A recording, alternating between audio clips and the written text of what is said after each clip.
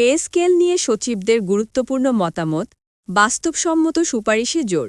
নবম pay scale প্রণয়নকে কেন্দ্র করে সব মন্ত্রণালয়ে ৭০ জনেরও বেশি সচিবের সঙ্গে ৪ ধাপে মতবিনিময় শেষে প্রয়োজনীয় মতামত সংগ্রহ করেছে পে কমিশন।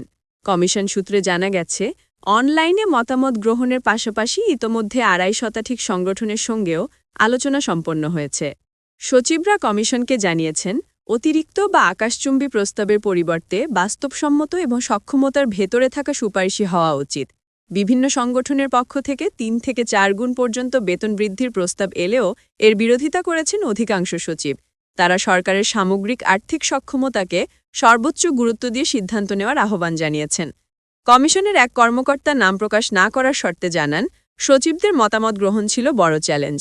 একসঙ্গে সবাইকে পাওয়া সম্ভব না হওয়ায় ধাপে ধাপে বৈঠক করতে হয়েছে। তিনি বলেন, সচিবদের মতামত অত্যন্ত গুরুত্বপূর্ণ, সেগুলো পর্যালোচনা চলছে এবং নির্ধারিত সময়ের মধ্যেই সুপারিশ জমা দেওয়া সম্ভব হবে বলে আশা করছি। এদিকে কমিশনের সদস্যরা জানিয়েছেন, সুপারিশ চূড়ান্ত করতে দ্রুত গতিতে কাজ চলছে। কাজের অর্ধেকের বেশি সম্পন্ন হয়েছে এবং শিগগিরই চূড়ান্ত খসড়া জমা দেওয়া হতে পারে। এ প্রক্রিয়ায় সর্বনিম্ন বেতন কাঠামো এবং গ্রেড পুনর্বিন্যাসকে বিশেষ গুরুত্ব দেওয়া হবে।